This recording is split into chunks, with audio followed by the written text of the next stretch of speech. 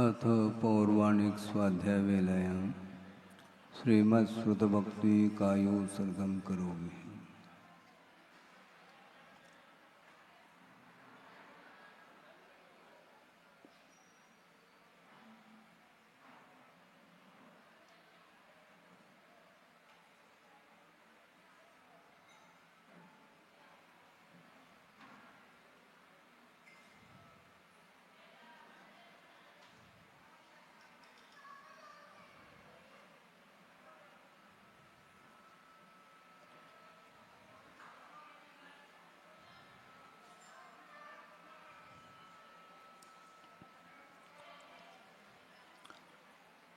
ओकारं बिन्दुसंयुक्तं नित्यं ध्यायन्ति योगिनः कामदं मोक्षदं चैव ओंकाराय नमो नमः। अविरलशब्दगणो प्रक्षालितसकलभूतलकलङ्का मुनिविर्पाशुतीर्था सरस्वतीर्तनो दुरितम् अज्ञानतिमिरान्धानां ज्ञानाञ्जनशलाकया चक्षुरुन्मीलितं येन तस्मै श्रीगुरुवे नमः। परम गुरुभ्यो नमः परम्पराचार्य गुरुभ्यो नमः। सकलकलुषविध्वंसकं श्रेयसां परिवर्धकं धर्मसम्बन्धकं भव्यजीवमनप्रतिबोधकारकमिदं शास्त्रं श्री कार्तिकेयानुप्रेक्षा नामधेयम्। अस्य मूलग्रन्थकर्तारः श्री सर्वज्ञदेवाः तदुत्तरग्रन्थकर्तारः श्री गणधरदेवाः प्रतिगणधरदेवाः तेषां वचोनुसारमासाद्य श्रीमद् आचार्य प्रवर श्री कार्तिकेय देवैर्विरचितं मंगलम भगवान वीरो मंगलम गौतमो वने मंगलम कुंदकुंदार्यो जैन धर्मोस्तु मंगलम सर्वमंगलमांगल्यम सर्वकल्याणकारकं प्रधानं सर्वधर्माणां जैनं जयतु शासनम्। कोटिशतं द्वादशैव कोटो लक्षाणि शेतेस्त्रिकानि चैव पञ्चाशदष्टोच सहस्रसङ्ख्यमेतत्श्रुतं पंचपदं नमामि। अर्हन्तभासयत्तं गणहरदेवे गन्तीयं सम्मं प्रणमामि भक्तियुक्तो सुगुणानमोहो वैं शिरसा इच्छामि वन्ते सुधभक्ति कामसुकोदसालोचे अंगो वंग पैनय पाउडय परियम सुत्त प्रमाणोग पूगय चूलिया जेव सुत्तय थुदम कायम सैनिचकल मंचे में पूजे में वंदा में नमम स्वामी दुख खो कम को वो इलाओ सुगय गमनम समाय मरणम जलगुण संपत्ति होद मध्यम। अथ पौर्वाणिक स्वाध्याय वेलायां श्रीमद् आचार्य भक्ति कायोत्सर्गं करोमि।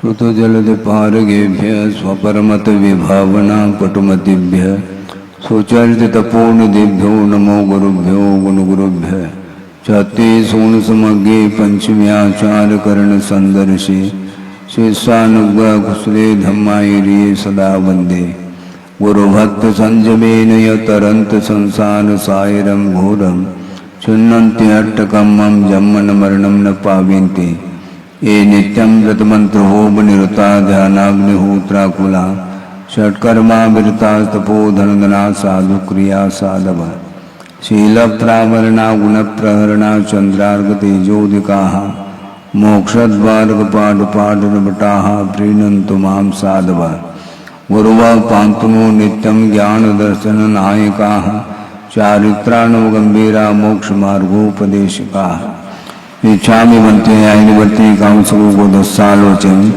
सम्मनान सम्मनसन संसर्जुक्तानं पंचम्याचाराणां आहिर्यानम् आयारादिस्मरानुपदेशानं वज्झायानं विरहीन गुणपालयानं सौसानुम सैनिचकलमंचे में पूजे में वंदा में नमम सामी दुखो कर्मको भोगिलाओ सुगय गमनम समाय मरणम जिनुगुण संपत्ति हो दुमज्जम तेहो वनतिलयम देवम वंदिता तिहुवलिंद परिपूज्यम वोचम अनुपेहावो भवीय जनानंद जननी वो।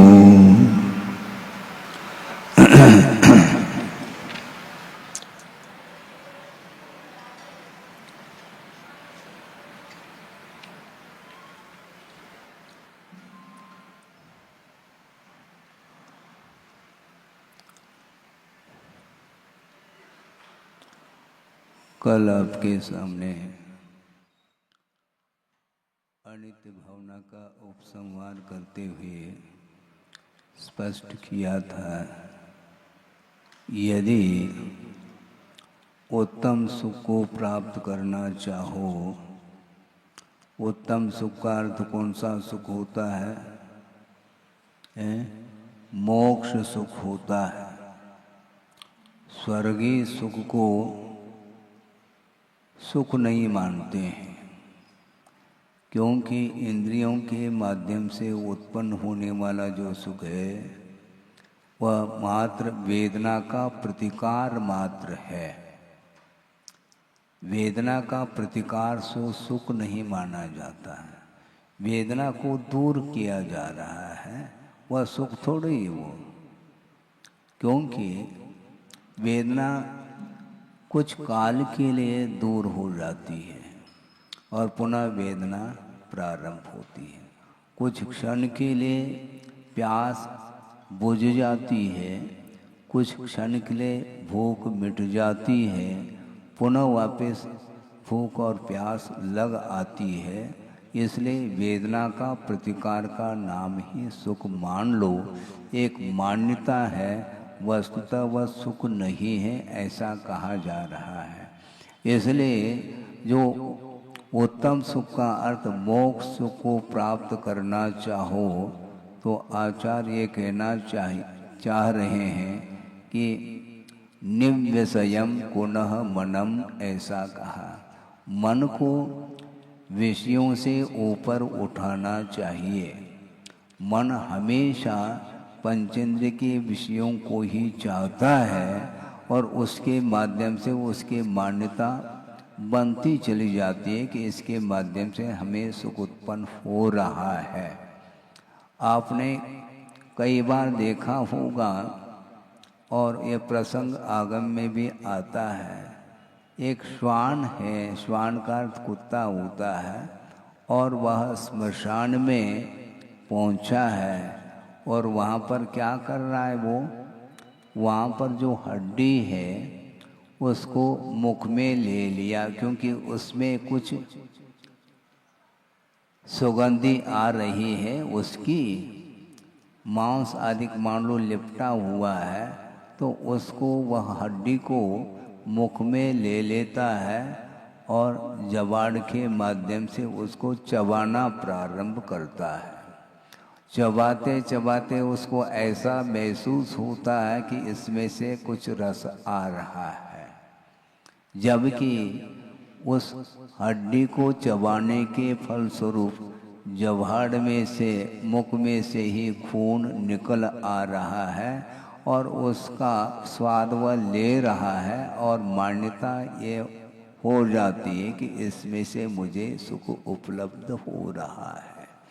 इसी प्रकार पांचों इंद्रियों के माध्यम से जो कुछ भी सुख आप महसूस कर रहे हो, किंतु वह सुख नहीं है, वह सुखाभास है। कई बार यह विषय दिया है, इसके बाद भी उसकी मान्यता, संसारी प्राणी की मान्यता इससे ऊपर नहीं उठ पा रही है। इसी में वह सुख की मान्यता, विश्वास, अनंतकालीन यह विश्वास है उसका कि इसमें सुख मुझे मिलता है,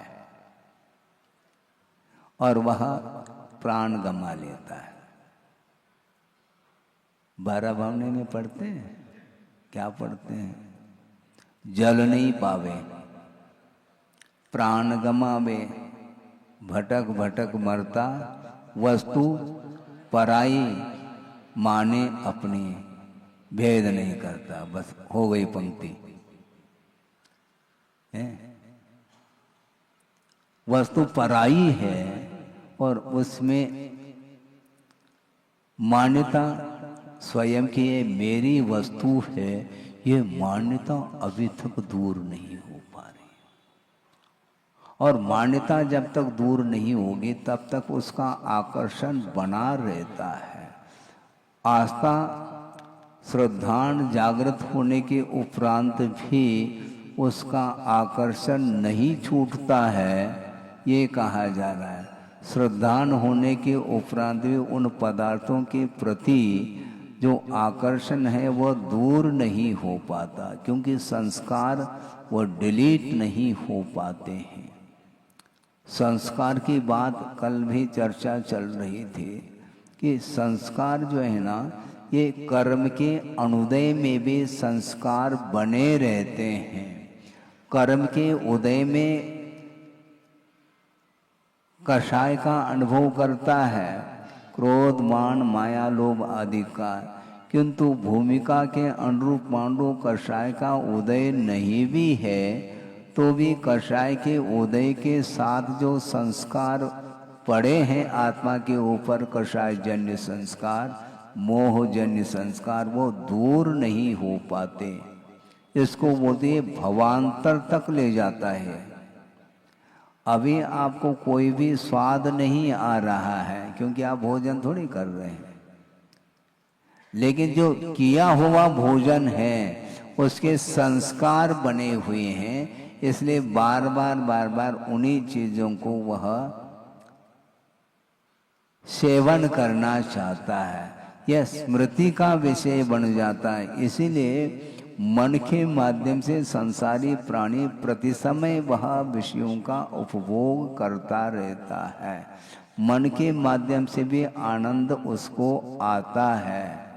स्वाद बिल्कुल नहीं आ रहा है किंतु स्मृति का विषय तो बना हुआ है, इसलिए हमें इसी प्रकार का विषय मुझे कालांतर में भी मिले, इस उद्देश्य को लेकर के वह पुरुषार्थ निरंतर करता रहता है।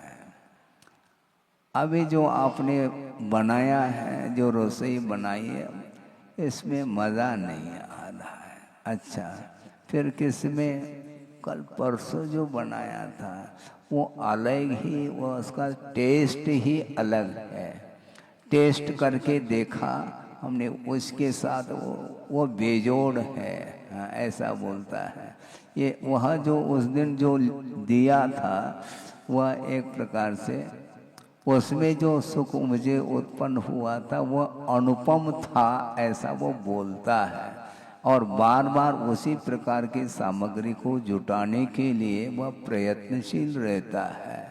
इसको बोलते हैं मन के माध्यम से निरंतर विषयों का ग्रहण होता रहता है। इसलिए उत्तम सुख का अर्थ मोक्ष सुख को प्राप्त करना चाहो तो निव्यसयम पुनः मनम, ऐसा कहा है। मन को विषय से ऊपर उठाओ, विषयाशा वशाती। तो महाराज ये तो आप अपनी बात कह रहे हैं, हम तो अपनी बात तो करेंगे, किंतु आप चाहेंगे तो आपके लिए भी तो वही परोसा जाएगा।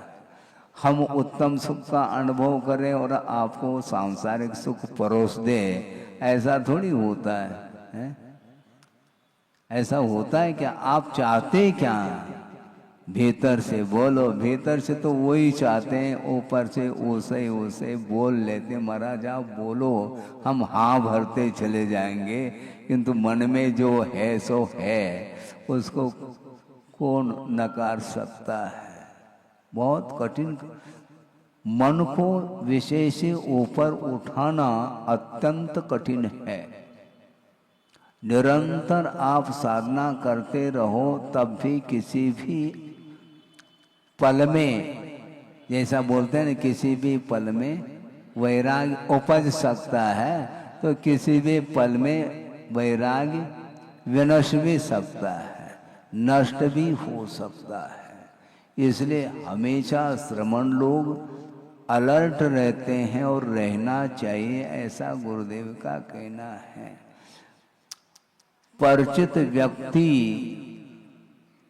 अपरिचित सा लगे, ये कहा जा रहा है। और आप लोग परिचय देना चाहते हैं, महाराज ये हमारे अमुक व्यक्ति हैं, अमुक व्यक्ति हैं।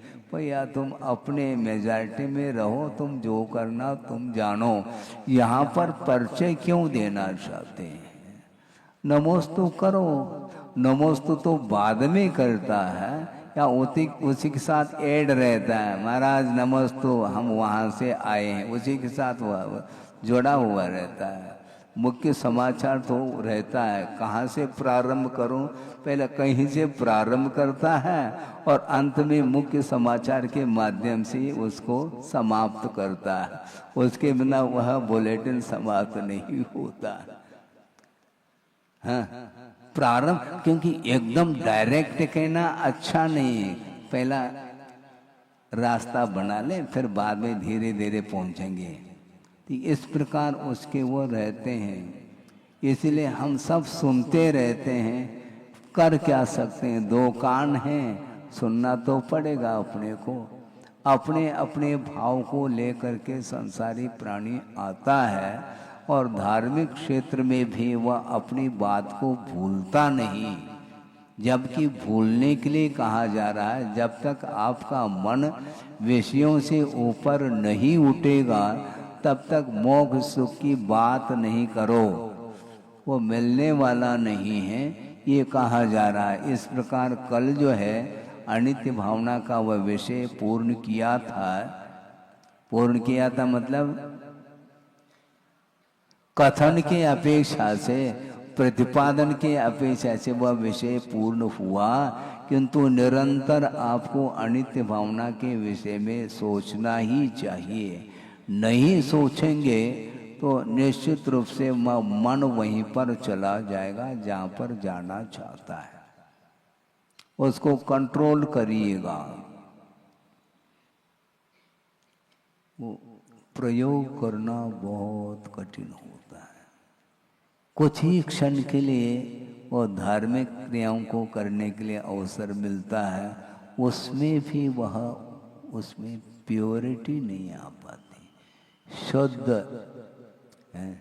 धर्म ध्यान करना, किसी भी प्रकार से विषयों को याद नहीं करना उस समय। महाराज वो तो विषय तो आते हैं अपने आप आना अलग वस्तु, किंतु लाना नहीं चाहिए। क्योंकि एक बार यदि मान लो किसी भी पदार्थ का संबंध उपयोग के साथ हो जाता है, फिर वह स्मृति का विषय बनता है। इसलिए हाइकू में गुरुदेव ने कहा है कि गे चिपके, अपने अपने गे चिपके, ज्ञान चिपकाता तो स्मृति हो आती। ज्ञान ही चिपका रहा है गे पदार्थों को, स्मृति का विषय जो बन रहा है वो अपने आप थोड़ी बनता है, उपयोग उन पदार्थों की ओर बार बार जा रहा है, इसलिए वो गे पदार्थ आत्मा के साथ संबंध को प्राप्त हो जाते हैं। और एक क्षण के लिए भी मान लो उसका संबंध हुआ है तो वह ऐसा लगता है कि काफी दिन का यह संबंध है। भारी समस्या, बल्कि साधक के लिए भी यह बहुत बड़ा बाधक कारण सिद्ध होता है। यह परिचय ही परिचय का कारण बनता है। हाँ, कोई अपरिचित व्यक्ति है, उसको लेकर के न उसको कोई विकल्प है न हमें कोई विकल्प है। मान लो उसने नमोस्तु कर दिया, आशीर्वाद नहीं भी मिला है तो अपना कर्तव्य करके चला जाएगा, न हमें कोई विकल्प न उसको विकल्प है। किंतु परिचित व्यक्ति आ जाए और हाथ न उठे, फिर देख लेना क्या स्थिति बनती है। भारी समस्या है। इसी को बोलते हैं, आचार्य कहते हैं परिचित भी अपरिचित सा लगे, ऐसा कहा जा रहा है। क्या परिचय? आत्मा के साथ कोई परिचय है ही नहीं है, किसी का कोई परिचय ही नहीं। जबकि आत्मा का जो स्वरूप है वह इंद्रियातीत आत्म तत्व है। किसी को भी वह आत्म तत्व दिखाई पड़ रहा है वैसे ही देखने में नहीं आएगा, क्योंकि वह भौगोलिक वस्तु थोड़ी है। स्पर्श रस गंध वर्ण से वह अतीत है। उस आत्म तत्व की ओर उपयोग नहीं जा पा रहा है, इसलिए कोई भी व्यक्ति आते ही वह स्मृति का विषय प्रतिविज्ञान।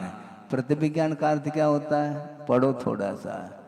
स्मृति और प्रत्यक्ष, इन दोनों का जो जोड़ रूप ज्ञान है उसका नाम प्रतिविज्ञान बोलते हैं। अर्थात यह वही व्यक्ति है जिसको हमने कल देखा था। कहाँ? मंडला में। हाँ, ये वही व्यक्ति है जिसको 5 साल पूर्व में देखा था, वो वही व्यक्ति आया। मतलब कितना उसका ज्ञान सॉलिड है, पूरा का पूरा पिक्चर सामने आता है। ये वही व्यक्ति, इसमें कोई शक नहीं है। बाल्यकाल का भी मान लो कोई तस्वीर है, सुनो इधर इधर उधर नहीं, बाल्यकाल का यदि कोई मान लो तस्वीर है, चित्र है, वह बाद में देखने में आता है, फिर भी वह पहचान लेता है, अच्छा ये मैं ही था। इतना परिचय आत्मा के साथ क्यों नहीं होता है? महाराज आत्मा तो दिखाई देती नहीं, आत्मा का कोई स्वाद नहीं है, आत्मा की कोई गंध ही नहीं है, स्पर्श का भी विषय नहीं बनता है। तो ऐसी स्थिति में आत्मा से क्या प्रयोजन है? जबकि आत्मा के अभाव में इस शरीर को 1 सेकंड के लिए भी घर में रखा नहीं जाता है, ध्यान रखो। कितना भी वह व्यक्ति किसी अपने परिवार के साथ स्नेह का संबंध रखता था, किंतु रखता था अब रख नहीं पाएगा, अवसान होते ही उसको निकाला जाता है, क्योंकि वह जड़ है, शव है। जब तक आत्मा है तब तक वह शिव की बात कर सकता है, हाँ। और शिव अर्थात आत्म तत्व उसमें से निकल गया, अब शव हो गया, और शिव की कौन बात करेगा? संभव नहीं है। ये सब सोचो विचार करो, 5 इंद्रियों के माध्यम से वही, सिवाय पौद्गलिक पदार्थ के अलावा कोई भी विषय पकड़ में नहीं आता है। हमने सुना था गुरुदेव ने 36 घंटे तक एक ही गाथा के ऊपर उन्होंने मनन चिंतन ध्यान आदि किया था। वो कौन सा है?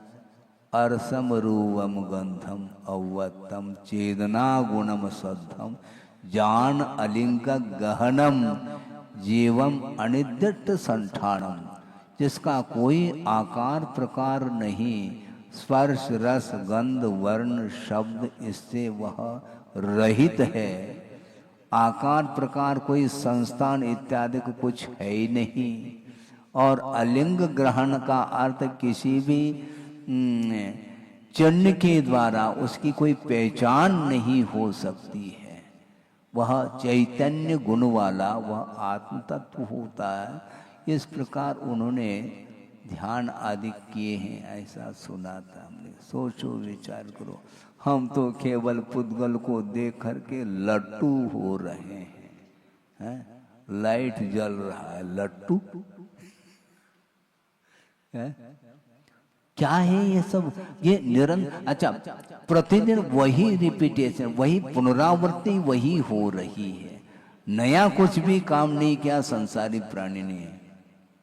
अभी तक जो भी किया है केवल पुनरावृत्ति के अलावा, रिपीटेशन के अलावा कुछ भी नहीं किया है।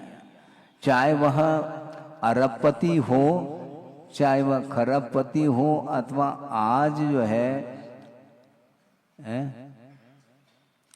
व्यवसाय करके आज का आज खा रहा है, पी रहा है, वह भी क्यों ना हो। इसके अलावा कुछ भी नहीं है। खाना पीना, सोना, बस कमाना, उसी के लिए कमाया जाता है और उसी के लिए कमाने के लिए वह समय को गंवा रहा है? और अच्छा दीर्घ जीवन जिया है इसने, दीर्घ काल, दीर्घ आयु, चिरंजीव। अच्छा, चिरंजीव का अर्थ क्या? चिरकाल तक जीवो, ये इसका अर्थ है। चिरंजीव का अर्थ वह पुत्र का प्रतीक बना है वो एक्चुअल में, और रूढ़ हुआ है। चिरंजीव का अर्थ और कुछ नहीं, चिरम जीवतु इति चिरंजीव, चिरकाल तक जिए, जियो बेटा, ये है वहां पर अर्थ। लेकिन चिरकाल तक जी करके भी उसने किया क्या जीवन में? कुछ भी नहीं किया, उसको गमाया है। इसलिए वस्तुतः के स्वरूप को जानते हुए भी वह अनजान बन बैठा है, जान नहीं पाता। इसलिए अनित्य भावना का स्वरूप यहाँ पर कथन किया गया 20-22 गाथाओं के माध्यम से। अब यहाँ पर अशरण भावना का वर्णन आचार्य कर रहे हैं। 9 गाथाओं के माध्यम से अशरण भावना का वर्णन किया जा रहा है। तत् भवे किम शरणम जत सुरिंदान दिसदे विलवो हरिहर बंभादिया काले नय कवलिया जत्थो तत् भवे किम शरणम।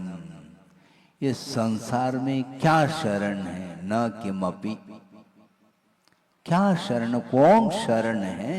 कोई नहीं। क्यों? जत सुरिंदान दिसदे विलवो, जो संसार में सुरेंद्रों का भी देवेंद्रों का भी विलय देखा जाता है, वहां पर किसके शरण जाए हम?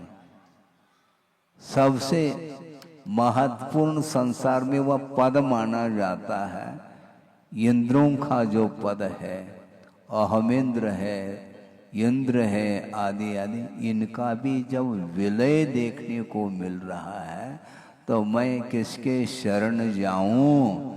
कोई भी शरण नहीं है। इस प्रकार चिंतन करना चाहिए। हाँ, किसके शरण जाना? 4 ही शरण हैं। चत्तारि शरणम पवज्झामि, 4 के शरण में जाता हूँ, 400 के नहीं, 4 ही शरण। अरहंते शरणम पवज्झामि, सिद्धे शरणम पवज्झामि, साहू शरणम पवज्झामि, और केवली पन्नतम धम्मम शरणम। केवली प्रणीत जो धर्म है उस धर्म के शरण जाता हूँ। इस प्रकार प्रतिदिन हम बोल रहे हैं, किंतु बोलते हुए भी किसके शरण हम जा रहे हैं? सोचो, विचार करो। नहीं आता समझ में, लेकिन फिर भी समझने का हमें पुरुषार्थ ही करना है। बिना पुरुषार्थ अपने आप कोई भी कार्य संपादित नहीं हो सकता। चाहे वह लौकिक संबंधी कार्य हो, चाहे वह परमार्थ संबंधी कार्य हो, प्रत्येक कार्य को करने के लिए लगनशीलता के साथ अपने को पुरुषार्थ करना होगा। जिसका जैसा स्वरूप है उसको उस रूप में पहले श्रद्धान का विषय बनाना चाहिए, और श्रद्धान का विषय बनाने के उपरांत उसी के अनुरूप आचरण करने का भी पुरुषार्थ करना चाहिए। तब कहीं जाकर के वह विषयातीत अवस्था हमें प्राप्त हो सकती है। अन्यथा कोई भी शरण नहीं है। किसके शरण जाना? मैं अकेला हूं, कोई मेरा संबंध ही नहीं, कोई संबंध। इस निरंतर इस प्रकार जो चिंतन करेगा वो किसी भी व्यक्ति को देखे उसका उसके ऊपर कोई असर नहीं आएगा। आकर्षण समाप्त हो। शरीर है, और शरीर से जब देवेंद्र तक, हाँ, सुरेंद्र, नरेंद्र, ये सब जो है ना विलय को प्राप्त हो रहे हैं, तो ऐसी स्थिति में कौन शाश्वत है? हे गुरुवर शाश्वत सुख दर्शन, ये नग्न स्वरूप तुम्हारा है, हमारा नहीं है, तुम्हारा है। आप यदि उस पद को प्राप्त करना चाहो तो कौन रोक सकता है? कोई रोकने वाला नहीं, स्वयं ही रोक रहा है। अपने मोहजन्य जो परिणाम है वही आपके सद्गति को रोक रहे हैं। वस्तुतः सद्गति का अर्थ स्वर्ग देवगति नहीं, किंतु जो पंचम गति है निर्वाण, वही एकमात्र सद्गति मानी जाती है, क्योंकि वहां से पुनः वापस आना नहीं होता। आना जाना लगा हुआ है। हाँ, वासना एक बार चल रही थी और पंडित जी बैठे थे, षटखंड आगम की वासना, और वासना के दौरान उन्होंने कहा कि महाराज हम जा रहे हैं, वासना समाप्ति की ओर। उस समय कहा महाराज हम जा रहे हैं, तो गुरुदेव ने क्या कहा? आना जाना लगा हुआ है। इसमें ये बहुत बड़ा सूत्र है, ये उस सूत्र का अनुवाद समझता हूं मैं। उत्पाद वे द्रव्य युक्तम सत। आना अर्थात उत्पाद, जाना अर्थात वे, लगा हुआ अर्थात ध्रुव, और है का अर्थ सत है। द्रव्य की अपेक्षा से पदार्थ अविनश्वर है, और जो आना और जाना ये जो है पर्याय की एकमात्र स्थिति है। पर्याय की विवक्षा में नव नवीन पर्याय अवस्थाएं उत्पन्न होती है, उसको लेकर के यह आकर्षित होता चला जाता है। ये नो कर्म का चक्कर जो है ना, ये छूटता नहीं, भयंकर रूप है। एक छोटा सा लड़का है और बहुत सुंदर है। आपको देख करके आपका आकर्षण उसके प्रति बढ़ रहा है, और एक कुरूप है तो देखना नहीं चाहेगा, जबकि दोनों तो वो एक पर्याय ही है। दोनों एक पर्याय तो है, लेकिन उसको तो नीचे रखना नहीं चाहता। कांच में बंद करके रख दें उसको, ऐसा लगता है उसको कि इतना सुंदर है, कितना सुंदर है। कोई सुंदर, कोई पर्याय है, वो शाश्वत नहीं है। वह वृक्ष हरा भरा कब तक रहेगा?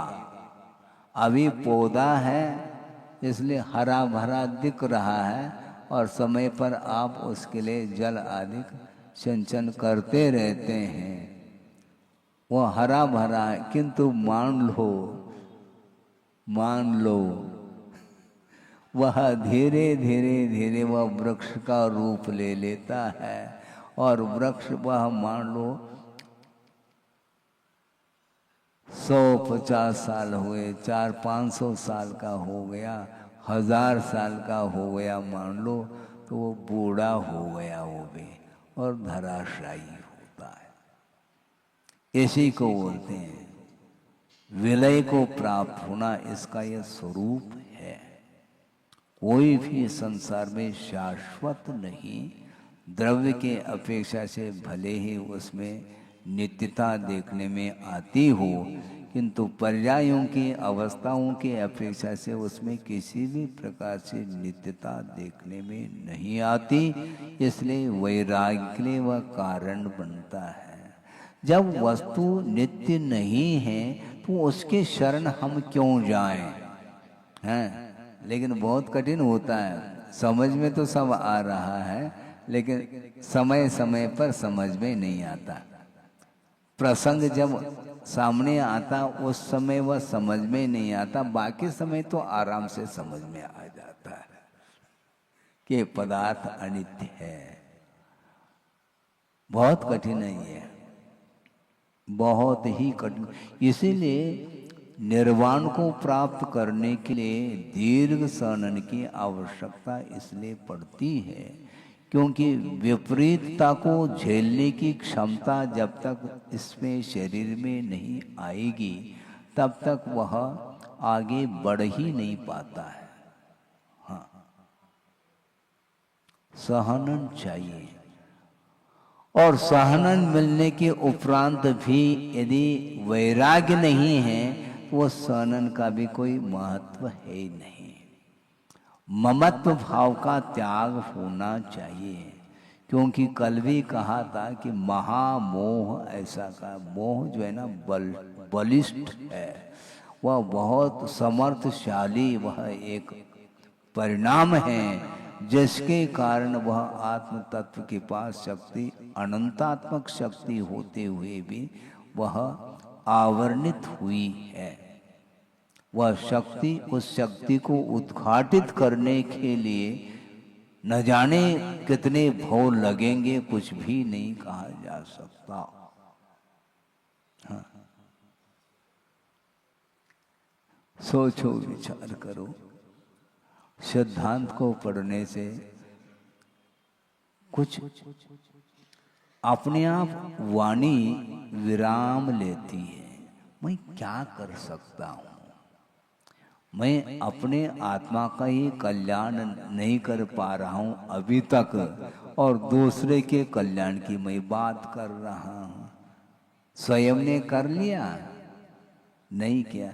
अपने पेपर को अभी लिखना अभी पूरा हुआ नहीं और दूसरे के पेपर को लिखने की चिंता होने लगी। हाँ, अच्छा वो मेरिट में आ जाए और तुम स्वयं तो ठीक है, पासिंग मार्क मिल जाए या फेल भी हो जाए कोई चिंता नहीं, दूसरे का पेपर वो स्वयं ही उसको लिखना पड़ेगा। लिख करके कोई भी देने वाला नहीं, स्वयं का पुरुषार्थ है वो। दूसरे का सहयोग मिल सकता है, किंतु योग और सहयोग में बड़ा अंतर है। करण और उपकरण में बड़ा अंतर है। उपकरण एकमात्र बहिरंग सहकारी कारण बन सकता है, किंतु जो मेन जो कारण है वो आत्मगत परिणाम है। वो जब तक हम उज्जवल परिणाम नहीं करेंगे तब तक हमारा कार्य दूसरा आकर के कोई करके देने वाला नहीं है। अनंत शक्ति के धारक है भगवान, किंतु उनकी अनंत शक्ति आपके काम में नहीं आने वाली है। नहीं आती। यदि आ जाए तो बिल्कुल यहाँ एक व्यक्ति भी नहीं बैठ पाएगा, फिर सबको एक साथ युगपत एक साथ सबको ले जाएंगे उठा करके।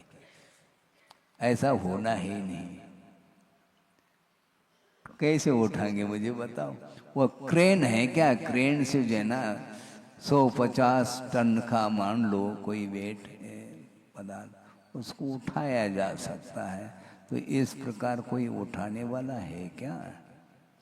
है?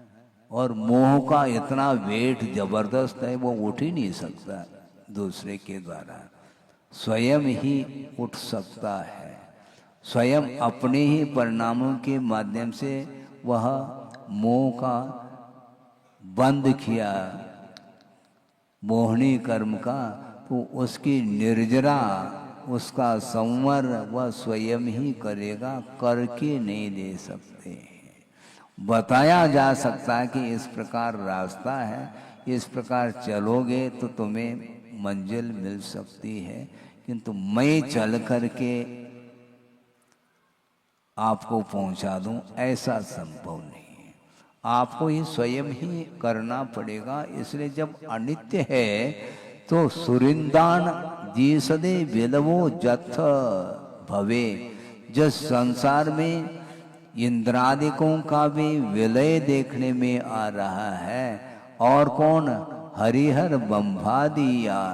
हरि अर्थात कृष्ण लिया है, टीकाकार ने हर अर्थात ईश्वर लिया है, और ब्रह्मा है, विधाता है, सारे सारे विशिष्ट अन्य लोगों के अपेक्षा से विशिष्ट बल रखने वाले बलशाली व्यक्ति माने जाते हैं। किंतु ये सारे सारे कालेन कवलिया जथो, काल ने इसको कवल बना लिया है। तो ऐसी स्थिति में हम किसके शरण जाएं? कोई शरण है ही नहीं। हाँ हाँ, प्रवेश करते हैं। नहीं, चिंतन तो कर सकते हैं क्योंकि ज्ञान की वह परिणति है। महसूस क्या होता है ये मुख्य है। सुनो सुनो, वस्तु तो आत्मा के प्रदेश केवली भगवान के, वो आत्म प्रदेश समुद्घात के समय पर प्रत्येक जीवात्मा में वह आत्म प्रदेश प्रविष्ट होंगे, लेकिन उनका उन आत्म प्रदेशों का आपके आत्म प्रदेश के साथ क्या तादात्म्य है? बोलिए आप। कोई तादाद, सुनो, तादात्म्य नहीं है तो वह संवेदन आप क्या करेंगे? जिस समय आप बोल रहे हैं इस समय भी आत्म प्रदेश उनके आ सकते हैं। आप क्या फील कर रहे हैं? जिस समय आप भोजन कर रहे हैं उस समय उनके आत्म प्रदेश आ गए, और स्वाद हम भोजन का ले रहे हैं, क्या उनका उनका कोई स्वाद आ रहा है? क्या महसूस हो रहा है मुझे बताओ आप। बड़े बड़े योगी तो योगी होते हैं, बड़े छोटे की परिकल्पना है ही नहीं वहां पर। जो साधक होता है वही योगी माना जाता है। वस्तुतः संवेदन जो होता है, हमने कई बार आगम के अनुरूप रखने का प्रयास किया और गुरुदेव ने किया है, उसी को दोहराया है हमने।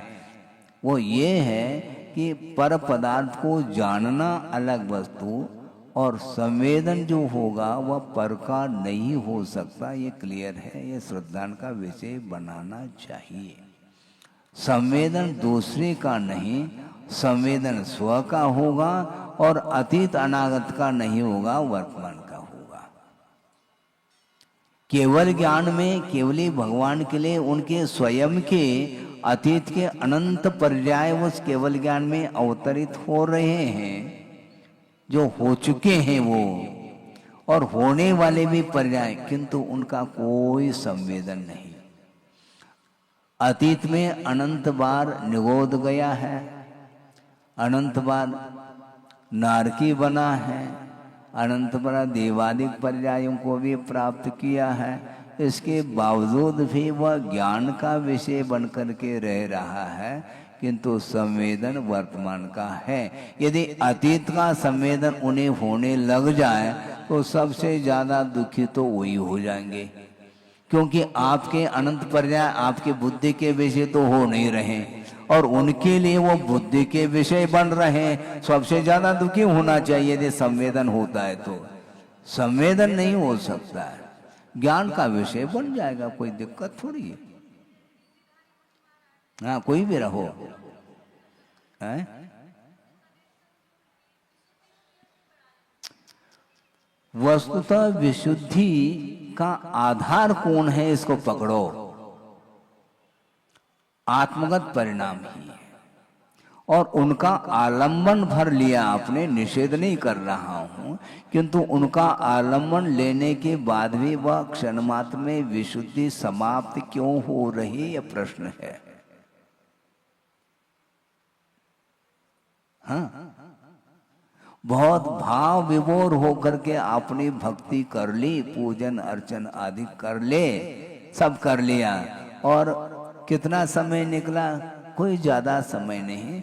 और कोई व्यक्ति आ गया, कभी आ गए, वो विशुद्धि कहाँ गई? अब यही तो समस्या है, बहुत बड़ी समस्या है ये। आप भाव विभोर हो गए थे, कौन सामने आया ये भी ज्ञात नहीं था, बहुत अलौकिक आनंद आपको आ रहा था, वो एक क्षण के लिए रहा और दूसरा व्यक्ति आते ही वह परिचित था, कबे आ गए। ये जो है ये बिना राग के है क्या, मुझे बताओ। वो वीतराग मुद्रा ओझल हो गई, हाँ? जिसके सामने जाने से मन हटता नहीं था और पूजन आदि करने के बाद 2-5 मिनट भी नहीं हुआ, वह झरझर झरझर वो सारे संस्कार विशुद्धि के समाप्त हो गए। उससे भी ज्यादा प्रफुल्लित मन वाला हो गया और उसके साथ घंटों मन लग रहा है। और वहां पर 10 मिनट ही बैठे थे अपन, हैं? प्रतिमा के सामने। कोई भी हो, चाहे श्रवण बेलगुला की हो, चाहे बड़े बाबा की प्रतिमा हो, कोई प्रतिमा हो, यहां तक कि अतीत में संसारी प्राणी ने अकृत्रिम चैत्यालयों की वंदना भी करी है और सागरोपम आयु तक वो सारा सारा दृश्य उसे देखने को मिला है। इसके बाद भी वह दृश्य गायब क्यों होता है? इसी को बोलते मोह महामद पियो अनादि। हाँ, अनादि है ना, वो अनादि काल से पीता आया है, इसलिए वो उसके संस्कार कैसे डिलीट हो सकते हैं? नहीं हो सकते। इसलिए परिचित भी अपरिचित सा लगे, कोई नहीं, कोई परिचित व्यक्ति नहीं तो वह सोचता है अकेलापन का अनुभव हो रहा है महाराज। अच्छा, आप अकेलापन का अनुभव नहीं करना चाहते हैं? जब मैं अकेला ही हूं तो अकेलापन का अनुभव होने में आपको दिक्कत क्या हो रही है? एको हम कह रहे हैं तो किसको सुना रहे हैं? वो किसी को सुनाना है क्या? हमें किसी को सुनाना नहीं है, अपने आप को ही सुनना है। मैं अकेला हूं। जब हूं तो बार बार हूं कहने की भी आवश्यकता नहीं। एको हम इसके माध्यम से जो ध्वनि निकल रही है उससे भी वो आकर्षित होता चला जा रहा है, मतलब उसमें भी उसके लिए विषय ही मिल रहा है, कर्णेंद्रिय। मैं अकेला हूँ बस हो गया ना। अब क्या इससे, क्या इसमें महसूस नहीं होता क्या? एको हम, अब इसमें क्या कुछ और मिल रहा है क्या? क्या मिल रहा है? मिलना जुलना कुछ भी नहीं है, लेकिन बार बार उन्हीं विषयों को दोहराता चला जाता है। ये दोहरे आते चले जाते हैं, बहुत कठिन है। केवल कथन करना अलग वस्तु है, किंतु महसूस करना बहुत कठिन है। जब सुरेंद्र देवेंद्र जिसको बोलते हैं, सागरोपम आयु के साथ समय व्यतीत किया, इसके बाद भी आचार्य कहते हैं चलो कहाँ, लोग के बाहर तो नहीं भेज रहे हैं, कहाँ जिस आयु का तुमने बंद किया है उधर चलो। हाँ, यहाँ जाना पड़ेगा। फिर ये ठाट बाट पुनः वापिस वही ठाट बाट। ये ठाट बाट क्या है? ये वो तात्कालिक था, आपकी उम्र के अपेक्षा से काफी उम्र बड़ी है वो उम्र, लेकिन सागरोपम आयु होते हुए भी अनंत तो नहीं है वो। अंत आएगा, अंत आएगा तो ले जाएगा, खत्म। नया चित्र पिक्चर नया लगेगा, सीरियल वो समाप्त हो गया, पुराना अब नया आ गया। अब उसमें अतीत का सब कुछ, वह सागरोपम आयु के साथ जो कुछ भी ठाट बाट सुख का अनुभव किया था वह सब समाप्त हो गया और पुनः नीचे आया है। तो नीचे आया तो उस प्रकार का सुख तो मिलेगा नहीं, वो मिलना ही नहीं है। ये विशुद्धि बढ़ाना ये खेल नहीं है। विशुद्धि के लिए बहुत, इसीलिए आचार्य कहते हैं अभीक्ष्ण सम्यक, वो है ही नहीं। सम्यक के दो अर्थ लिए हैं, एक सम्यक का अर्थ संसार से भीति और एक सम्यक का अर्थ धर्मानुराग। ये दो लिए हैं। धर्म के प्रति अनुराग होना चाहिए। अपना कोई व्यक्ति आ जाता तो चिपक जाता है और क्या बोलता, धर्मानुराग है। गलत बात है। ऐसा धर्मानुराग इतना संकीर्ण होता है क्या? कोई भी व्यक्ति हो यदि गुणी है, उसको देख करके आपका मन प्रफुल्लित होना चाहिए, तब तो वह एक विशाल हृदय वाला माना जाता है। और संकीर्ण मनोवृत्ति वाला कभी भी जो है ना, जिस किसी को देखता है तो अपने अनुकूल हो तो उसके साथ संबंध जोड़ता है, नहीं है तो उसके साथ वह पीठ फेर देता है। ये जो है वस्तुतः ये विशुद्धि नहीं है। विशुद्धि का तो आप समझ क्या रहे हैं? विशुद्धि का तो सीधा सीधा हम ये पूछना चाहते हैं आपने, क्योंकि आपने जिज्ञासा रखी, प्रसंग बनाया है। अब उसको आगम के माध्यम से हमें समझना है। ये विशुद्धि 5 भावों के अपेक्षा से सोचते हैं तो किस भाव के अंतर्गत आता है? ये विशुद्धि किस भाव के अंतर्गत आती है? बोलो। एक दूसरे को क्यों पूछ रहे हैं? हाँ, ओदैया बंदियारा औदैक भाव है।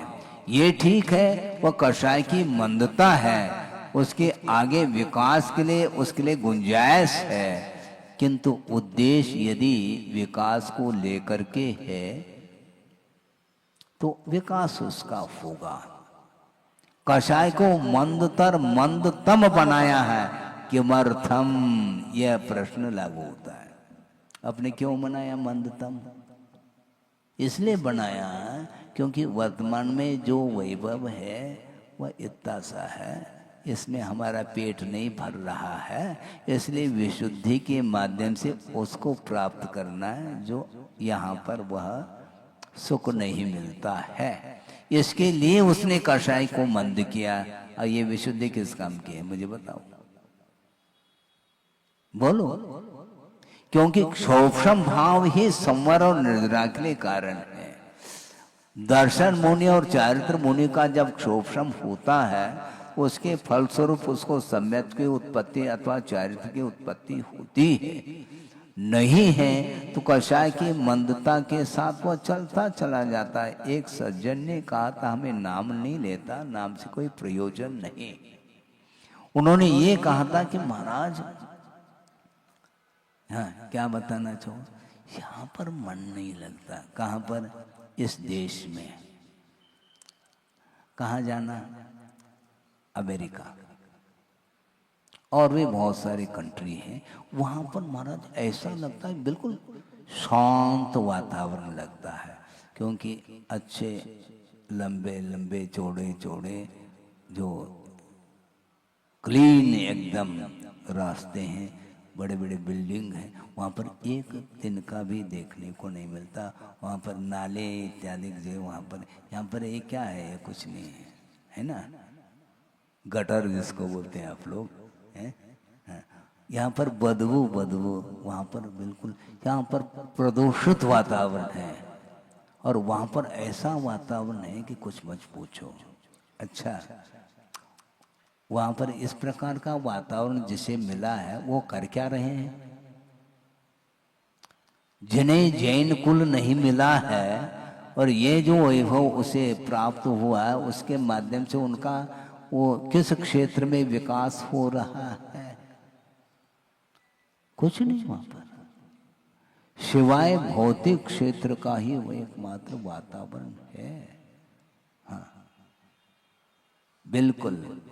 यदि इससे भी ज्यादा चाहो तो भोगभूमि में पहुंचो, क्या दिक्कत है? वहां पर भोगभूमि में 1 पल्य 2 पल्य 3 पल्य हैं, पल पल में सुख है वहां पर। और उससे और ज्यादा बढ़ना चाहो तो फिर देवगति में पहुंच जाओ। सागरोपम आयु तक किसी भी प्रकार से शारीरिक दुख नहीं वहां पर है, वहां पर रोग नहीं। डॉक्टर साहब आप क्या करोगे? आपकी दवाई नहीं बिकेगी। वहां पर पेशेंट है नहीं, है? क्या करेंगे?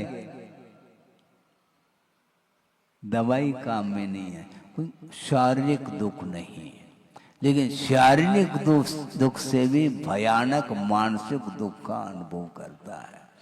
सागरोपम आयु तक जो सामान्य जो पर्याय को लेकर के उत्पन्न हुआ है, वो जो देव है वो इंद्र के अधीन है, तो उसका जो दुख है वह पीड़ा कहीं नहीं जा सकती। स्वतंत्रता का अनुभव नहीं, वो जो कहेंगे वो करना।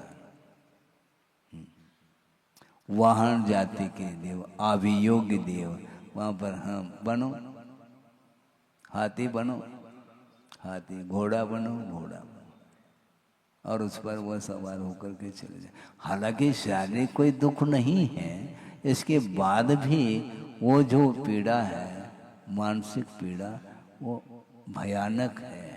इसलिए वहाँ पर जाने के उपरांत भी कोई सुख है नहीं। इसलिए विशुद्धि अलग वस्तु है। वह विशुद्धि कषाय की जो मंदता है, उसके पीछे आपका जो एम है, लक्ष्य जिसको बोलते हैं, उसके ऊपर निर्धारित है। आप व्रती हैं, आपका गुणस्थान पंचम है, किंतु लेशा पीत भी हो सकती है। पीत लेशा की सीमा सप्तम गुणस्थान तक है, और वहां पर अहमिंद्र है, शुक्लेशा वाला है, ग्रैवेक है, 16 सर्ग से लेकर के आगे के हैं, है ना? हाँ। ग्रैवेक है, अनुदिश है, अनुत्तर विमान में रहने वाले शुक्लेशा के हैं धारी। हाँ, और विशुद्ध तो काफी है वो विशुद्धि। इसके उपरांत भी असंयम का ही संवेदन होता है। निर्जरा कर सकते हैं, वो संवर कर सकते हैं। पंचम गुणस्थान में जो संवर और निर्जरा होती है, क्या इस अनुपात से वो कर सकते हैं क्या? तो लेशा तो परम शुक्ल लेशा है महाराज, लेशा तो है, विशुद्धि काफी है। अपनी विशुद्धि की चर्चा करी, हमने सोचा विशुद्धि ले लो। हाँ, निरंतर वह शुक्लेशा बनी रहेगी, रहने दो, किंतु असंयम का जो प्रभाव है उसके माध्यम से गुणस्थान में जो परिवर्तन है, वह कषाय के उदय के साथ उसका संबंध नहीं, कषाय के उपशम क्षय क्षोपशम के साथ संबंध रखता है।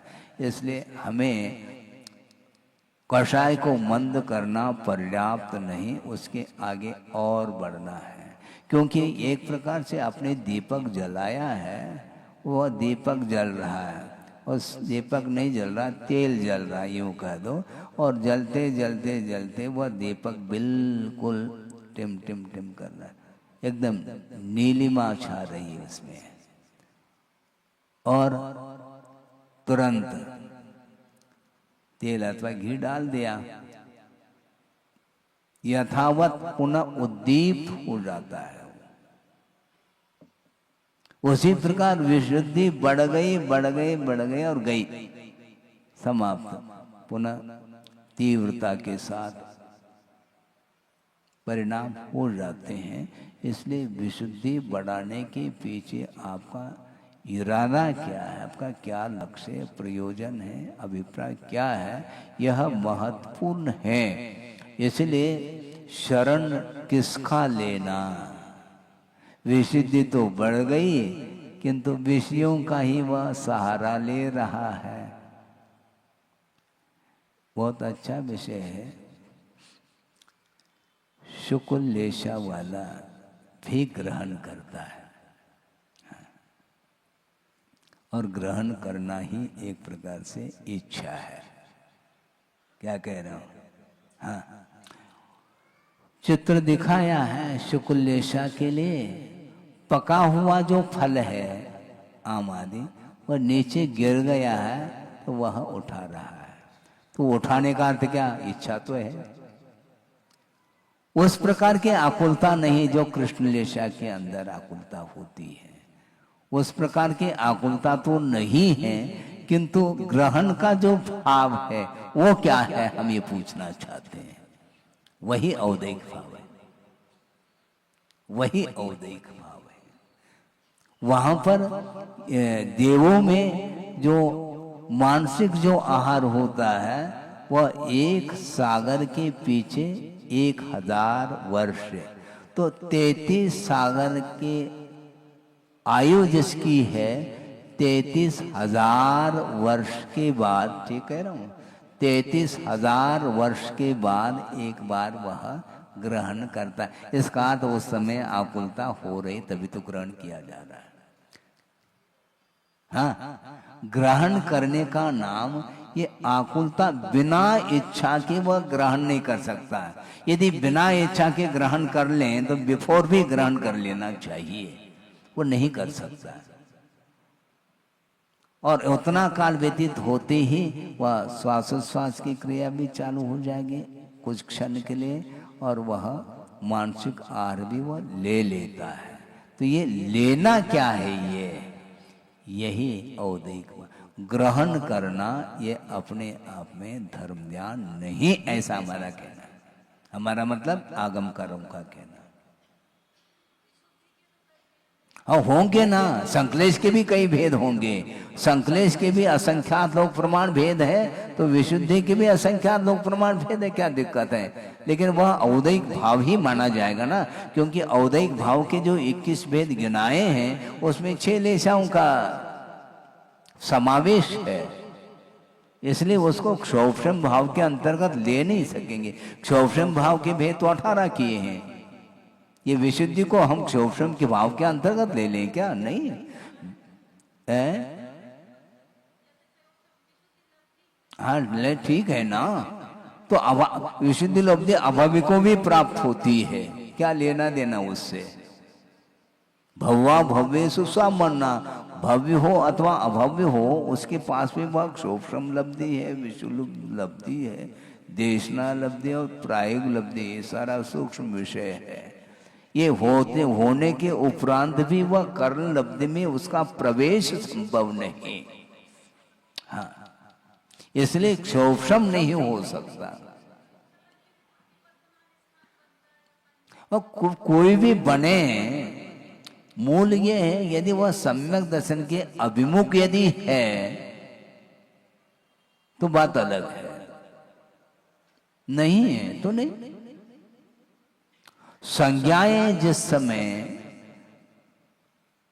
जागृत होती हैं उस समय वह किस भाव के अंतर्गत लेंगे, इन संज्ञाओं को हम एक पूछना चाहते हैं।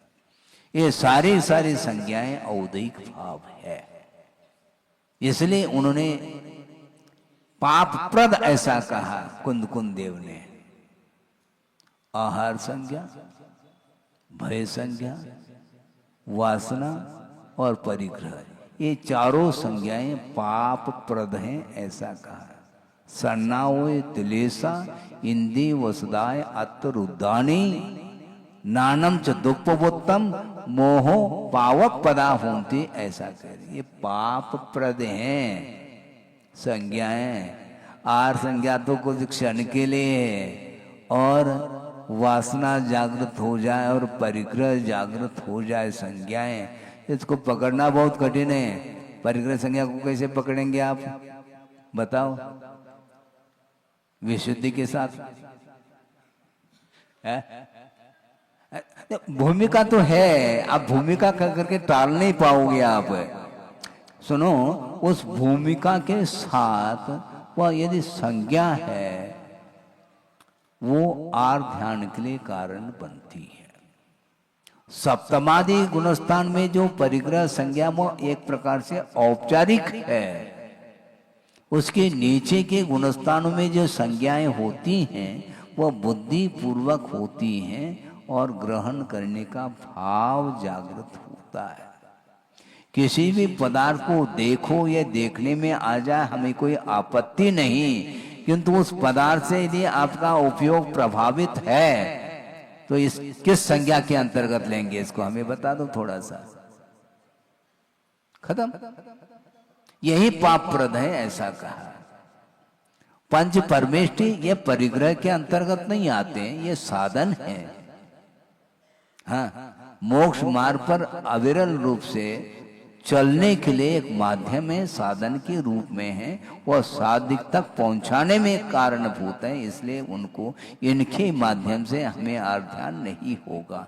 किंतु पंचेंद्रिय के जो विषय हैं, उन विषयों से यदि आपका मन, किसी का भी मन प्रभावित है, वह परिग्रह संज्ञा है। और प्रभावित होने में अंतर आ सकता है गुणस्थान की अपेक्षा से। मिथ्या दृष्टि का अलग, अविरत सम्य दृष्टि का अलग, अनुवृत्ति का अलग, महावृत्ति का अलग, कैटेगरी अलग अलग है। लेकिन उसको आप परिग्रह संज्ञा से मुक्त नहीं कह सकते।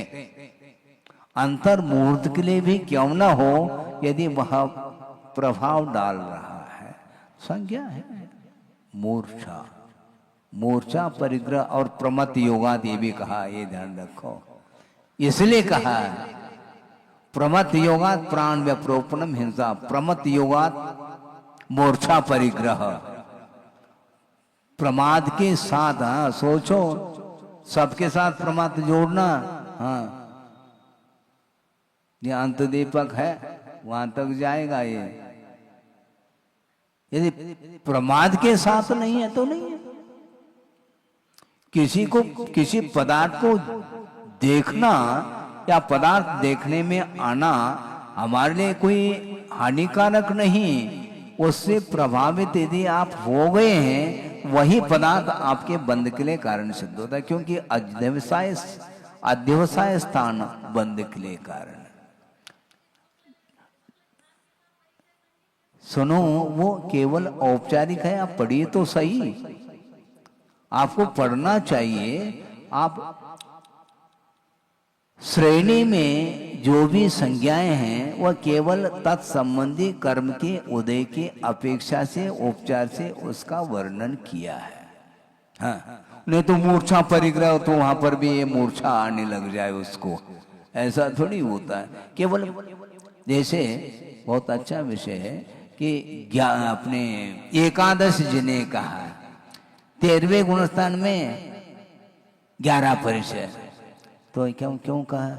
असाता का उदय है और वेदनीय शेषा, वेदनीय कर्म के उदय में ये शेष 11 परिचय होते हैं। तो ऐसी स्थिति में केवल भगवान को भी भूख लगती, मतलब क्योंकि कहा है ना, असाता का उदय है तो परिचय 11 परिचय औपचारिक है। यहां तक कि पूजपा स्वामी का कहना ये है कि जो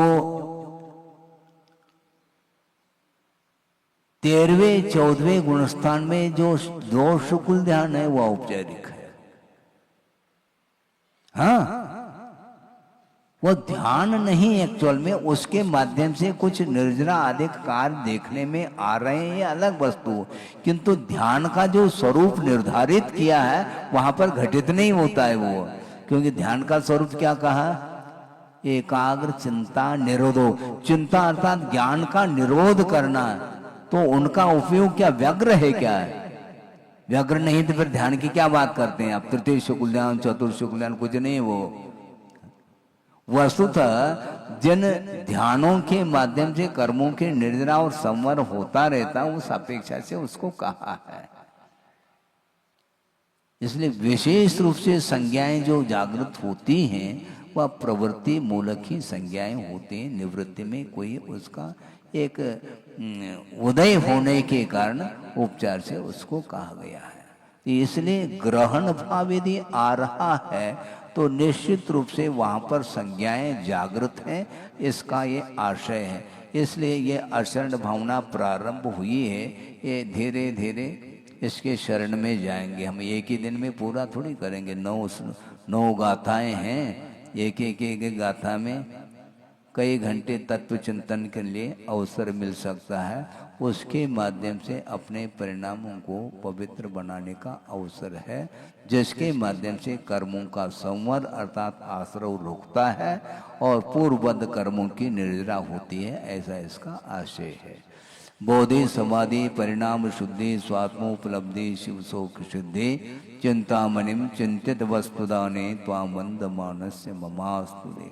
परम पूजाचार्य गुरुवर श्री विद्यासागर जी महाराज की